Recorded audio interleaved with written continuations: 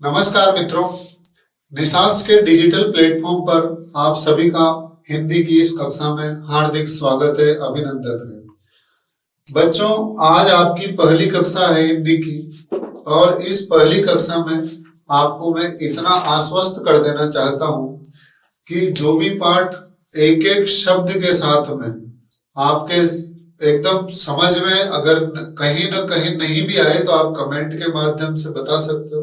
पहले मैं अपनी बात रख देता हूं, ऐसा कोई पार्ट नहीं रहे लेसन का जो आपके समझ में न आए।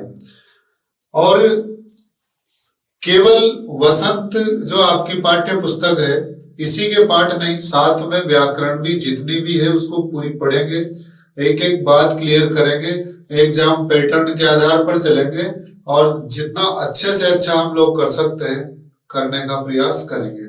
फिर आपके विचार भी आमंत्रित रहेंगे, कोई करेक्शन होगा, कोई परिवर्तन होगा, निश्चित रूप से किया जाएगा, क्योंकि कक्षा आपके लिए है, हमारे लिए नहीं है।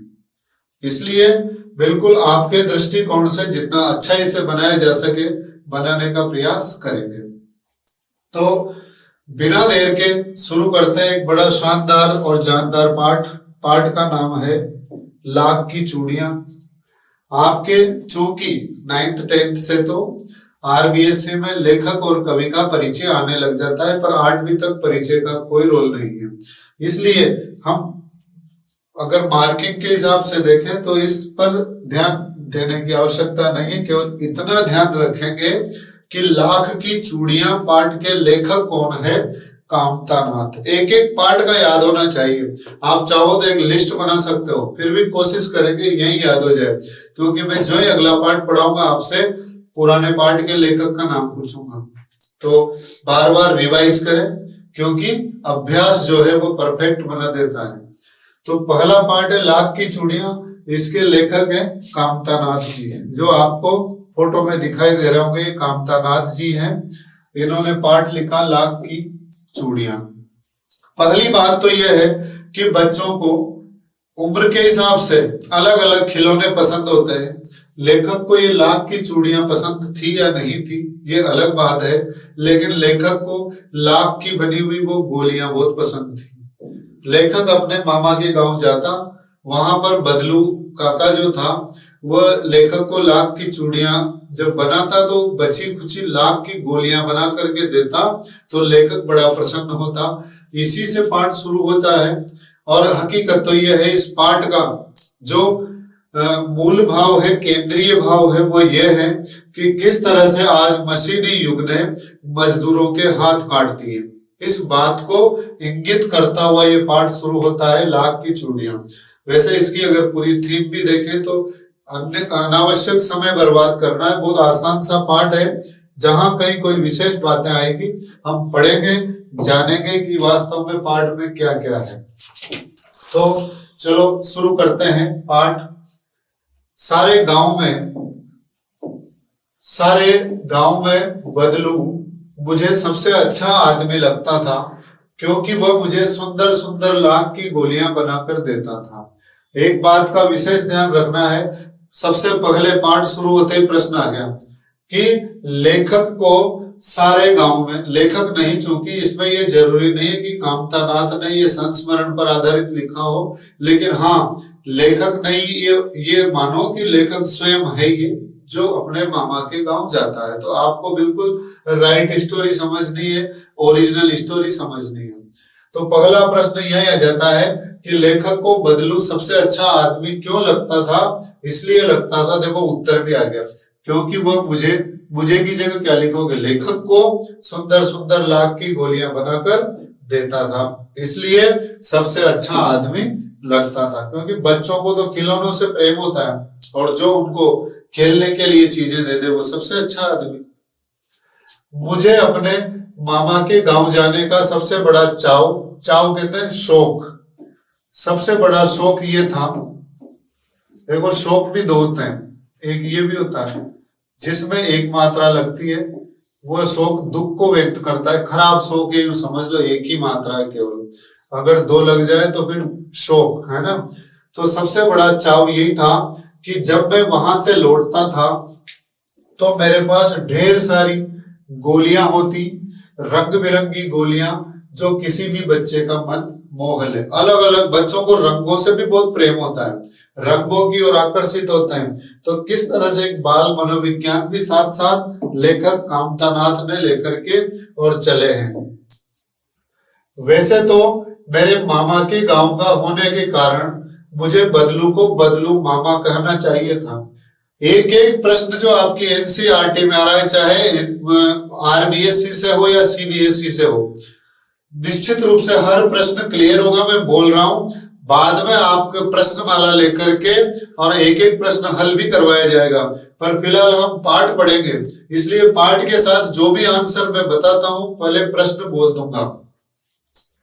यहां एक प्रश्न बनता है कि बदलू लेखक के मामा के गांव का था, फिर भी वो उसे बदलू काका क्यों कहता था। कई बार क्या होता है कि गांव के सारे बच्चे जो कहते हैं, दूसरे बच्चे भी वही कहने लग जाते हैं। तो मामा के गांव का होने के कारण क्या कहना चाहिए था, बदलू मामा कहना चाहिए था, परंतु मैं उसे बदलू मामा न कह करके क्या कहता था, बदलू काका कहता था। क्यों कहता था, जैसा कि गांव के सभी बच्चे उसे कहा करते। बदलू का मकान कुछ ऊंचे पर था। अब आप यहां से ढंग से समझना कि बदलू का मकान कैसी स्थिति में होगा। आपके गांव, शहर, कस्बे में भी कहीं ना कहीं ऊंची जगह होगी।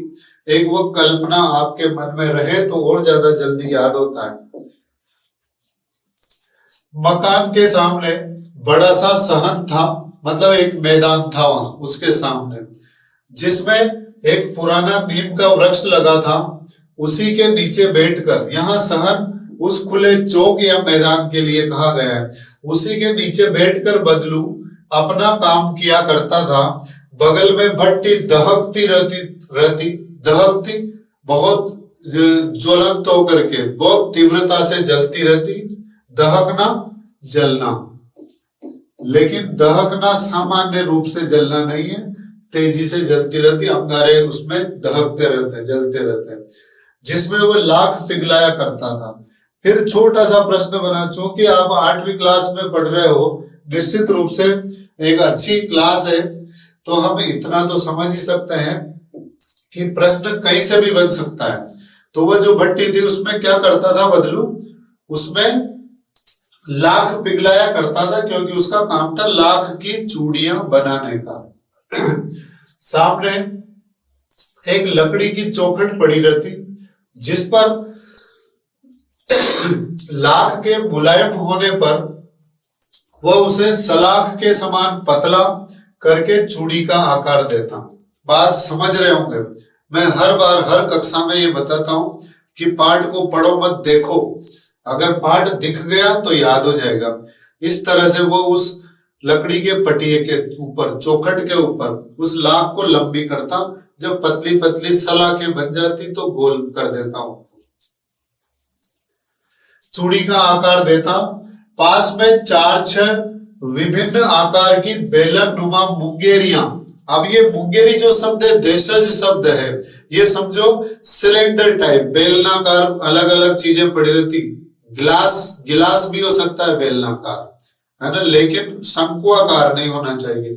उस पर रखी रहती, मतलब सामने बेलनाकार मुंगेरियां रखी रहती, जो आगे से कुछ पतली और पीछे से मोटी होती। इसका मतलब एक्यूरेट बेलन तो नहीं हो सकता, तो क्योंकि उनके ऊपर चूड़ियां रख रख के और उनको गोल करता था वो। उस पर पहले तो क्या करता, लाख पिघलाता, फिर उस चौखट के ऊपर उनको यूं इस तरह से सलाखें बनाता, फिर गोल कर करके चूड़ियां बनाता।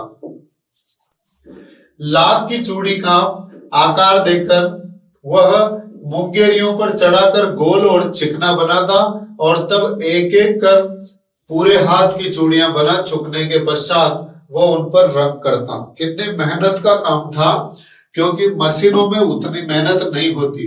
वो अच्छे से चूड़ियां बनाता। बदलू ये कार्य सदा ही एक मचिए पर बैठकर किया करता। मचिया कह सकते हैं छोटी खाट, छोटी खाट, एक छोटी सी खाट होती, उस पर बैठ करके और ये सब काम देखता था वो, है ना। नहीं, बदलू ये कार्य जो करता था एक मचिया पर बैठ करके करता था, एक छोटी सी खाट पर बैठ करके, जो बहुत ही पुरानी थी। बगल में ही उसका हुक्का रखा रहता, हुक्का पीता था, वो तंबाकू पीता था जिसे वो बीच बीच में पीता रहता। गांव में मेरा दोपहर का समय अधिकतर बदलू के पास बीतता। ये प्रश्न भले ही आसान हो लेकिन बच्चे ध्यान नहीं रखते बदलू के पास लेखक कब जाता था। तो ये प्रश्न ऑब्जेक्टिव में बहुत इंपॉर्टेंट है। दोपहर का समय, सुबह शाम दोपहर रात, तो ये दोपहर का समय अधिकतर बदलू के पास बीतता। वो मुझे लला कहता। क्या कहता? लला, प्यार से कहा करता। और मेरे पहुंचते ही मेरे लिए तुरंत एक मचिया मंगा देता। मतलब खुद भी मचिया पर एक छोटी खाट पर बैठता और लेखक जब वहां पहुंचता तो उसके लिए भी एक खाट मंगवा दिया करता था। कई बार क्या होता है कि गांव के लोग शहरों से जो गए हुए मेहमान होते हैं उनके लिए बहुत खातिरदारी करते हैं उनकी। तो यहाँ ये भी लेखक की ऐसे ही खातिरदारी करता जबकि लेखक बहुत छोटा था। मैं घंटों बैठे बैठे उसे इस प्रकार चूड़ियां बनाते देखता रहता। लगभग रोज ही वह 4-6 जोड़े, ये भी याद रखना है, जो याद रखना है उसको विशेष रूप से बता रहा हूं मैं, इसको बंद कर देता हूं मैं, याद रखना आप लोग। कितने? 4 से 6 जोड़े चूड़ियां रोज बनाता।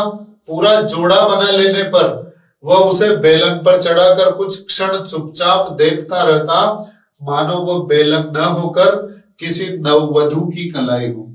नववधु, किसी नई दुल्हन की कलाई हो, उस बेलन पर चढ़ाकर यूं देखता और ऐसे प्यार से देखता जैसे किसी नई वधु की, किसी दुल्हन की कलाई हो। याद रखना, जहां जहां गलतियां होती है वो मैं इस विशेष रूप से हाईलाइट कर रहा हूं। ये वधु शब्द आप घर में इनविटेशन कार्ड देखना, अधिकतर में अब सुधार हो गया, गलत लिखा हुआ आता है। वधु में बड़े ऊ की मात्रा आती है और बहू में भी बड़े ऊ की आएगी, है ना। ये समझ लो कि बहू बड़ी होती है, इससे याद आ जाएगा कि बड़े की मात्रा आएगी। तो वो ऐसे देखता जैसे नई नई दुल्हन की कलाई हो, जबकि वो केवल एक बेलन पर चढ़ाता था। बदलू मनिहार था। एक शब्द आया है मनिहार। मनिहार का मतलब होता है चूड़ियां बनाने वाला। मनिहार था, क्या बनाता था? चूड़ियां। चूड़ियां बनाने वाला, चूड़ियां बनाने वाला है, मनिहार है। चूड़ियां बनाना उसका पैतृक पेशा था। पैतृक मतलब जो पीढ़ियों से चला हुआ आ रहा हो, जो पिता से प्राप्त हुआ हो, पितृ से पैतृक बना है। पेशा व्यवसाय, ये काम उसका पैतृक था, खानदानी था। अगर इसको साधारण शब्दों में कहे तो पैतृक का मतलब हम कह सकते हैं ये इसका खानदानी व्यवसाय था, पीढ़ियों से चला हुआ कार्य था। ये समझ में आ गई बात? अब और वास्तव में वो बहुत ही सुंदर चूड़ियां बनाता था। उसकी बनाई हुई चूड़ियों की खपत बहुत थी, बहुत ज्यादा बिक्री होती थी, इसलिए उसको बहुत मात्रा में बनानी पड़ती थी। रोज 4-6 जोड़े बनाता, लेकिन काम सारा हाथ से किया करता था। उस गांव में तो सभी स्त्रियां उसकी बनाई हुई चूड़ियां पहनती थी। आसपास के गांवों के लोग भी उससे चूड़ियां ले जाते थे, परंतु वो कभी भी चूड़ियों को पैसों में न बेचता था। देखो, एक बात बहुत महत्वपूर्ण आएगी, यहाँ वस्तु विनिमय की जो परंपरा हुआ करती थी पहले, आजकल पैसे से काम होता है, पहले पैसा कम काम करता था। पैसे के स्थान पर गेहूं वगैरह जो भी खेतों में पैदा होता था, अनाज, उससे खरीदारी होती थी। उसका अभी तक वस्तु विनिमय का तरीका था। अब ये परीक्षा का फिर प्रश्न 3, 4, 5 प्रश्न बता चुका मैं इससे करके, और याद रखना है वस्तु विनिमय क्या है। एक वस्तु के बदले दूसरी वस्तु देना वस्तु विनिमय कहलाता है। आजकल कैसे होता है विनिमय? अब पैसों से होता है, पैसों से वस्तु खरीदी जाती है और लोग अनाज के बदले उससे चूड़ियां ले जाते। अनाज के बदले वस्तु, मतलब यहाँ वस्तु क्या है? अनाज। अनाज के बदले चूड़ियां ले जाते। और बदलू स्वभाव से बहुत सीधा था। बदलू का स्वभाव कैसा? सीधा सा था। मैंने कभी भी उसे किसी से झगड़ते नहीं देखा। हाँ, शादी विवाह के अवसरों पर वह अवश्य जिद पकड़ जाता था। जिद किस बात की पकड़ता था? किस बात की जिद पकड़ता था कि इतना ही लूंगा, क्योंकि विशेष अवसरों पर कोई भी चीज का दाम एक्यूरेट नहीं होता है, बढ़ जाता है, और हैसियत के हिसाब से लोगों को देना भी चाहिए। ये महत्वपूर्ण बात है। तो यहाँ देखते हैं कि और क्या उसके जीवन में घटित होता है। जीवन भर चाहे कोई उससे मुफ्त चूड़ियां ले जाए, परंतु विवाह के अवसर पर वह सारी कसर निकाल लेता था। आखिर सुहाग के जोड़े का महत्व ही और होता है। सुहाग, ये सुहाग शब्द देशज शब्द है, तद्भव शब्द है। सुहाग शब्द बना है सौभाग्य से, सौभाग्य, और स्त्री का सौभाग्य किसमें? अपने पति परमेश्वर में। इसलिए ये सुहाग कहलाता है। सुहाग के जोड़े के दाम जो है वो उसकी नजर में बढ़ जाया करते थे, इसलिए वह जिद करके ज्यादा पैसे लेता था विवाह के समय। ये जिद जरूर करता था, बाकी वो किससे झगड़ता नहीं था। मुझे याद है मेरे मामा के यहाँ किसी लड़की के विवाह पर जरा सी किसी बात पर बिगड़ गया मतलब जरा सी बात पर वो गुस्सा हो गया। बिगड़ना यानी यहाँ पे लिखेंगे गुस्सा होना। किसी बात पर वो गुस्सा हो गया और फिर उसको मनाने में लोहे लग गए, मुहावरा है ये, है ना। तो यहाँ लोहा लगना मतलब उसको मनाने में सारे के सारे लोग बड़े परेशान हो गए, बड़ी मुश्किल से माना हुआ। बहुत प्रयास के बाद उसको मनाया गया। विवाह में इसी जोड़े का मूल्य इतना बढ़ जाता था कि उसके लिए उसकी घरवाली को ढेर सारे वस्त्र मिलते। देखो क्या क्या मिलते, मूल्य क्या होता। उसकी घरवाली को बहुत सारे कपड़े मिलते, ढेरों अनाज मिलता, उसको अपने लिए पगड़ी मिलती, और रुपए जो मिलते सो अलग है। इतनी सारी चीजें मिलती थी। ये हमारे यहाँ की परंपरा हुआ करती थी। चाहे वो नाई के लिए हो, चाहे वो धोबी के लिए हो, चाहे वो कुम्हार के लिए हो, चाहे वो चूड़ियां बनाने वाले के लिए या फिर ढोल बजाने वाले के लिए। इस तरह की परंपराएं हमारे समाज में हुआ करती थी। यदि संसार में बदलू को किसी बात से चिढ़ती तो वो थी कांच की चूड़ियों से। कितने प्रश्न हो गए, इतने से पाठ में हमने इतने प्रश्न देख लिए। बदलू को किस बात से चिढ़ती? बदलू को कांच की चूड़ियों से चिढ़ती। और क्यों चिढ़ती? इसके पीछे एक कारण ये भी है, क्योंकि कांच की चूड़ियां मशीनें बनाती है, और मशीनें जब कांच की चूड़ियां बनाती है तो इससे क्या है कि जो व्यक्ति जो मजदूरी करता है वो बेचारा परेशान हो जाता है। तो यहाँ तक अब तक आपने ये देखा कि बदलू नाम का एक व्यक्ति जो लेखक के मामा के गांव का था, लेखक उससे बदलू काका कहता था। क्यों कहता था? मैं उत्तर भी क्लियर कर रहा हूँ। क्योंकि गांव के सारे बच्चे उससे बदलू काका कहते थे, तो वो भी बदलू काका कहता था।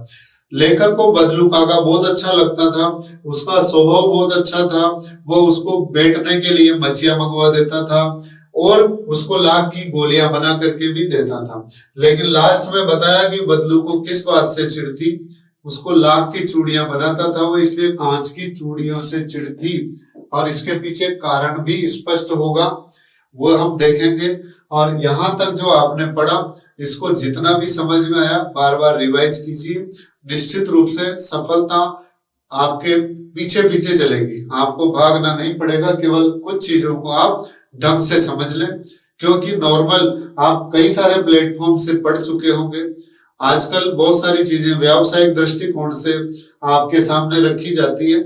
यहाँ पर इस प्लेटफॉर्म का सबसे बड़ा मकसद है कि कोई बच्चा शहर से दूर रह करके भी शिक्षा से वंचित न रहे। एक एक बात आपके सामने क्लियर होगी, क्योंकि निशांश है तो सफलता निश्चित है। धन्यवाद।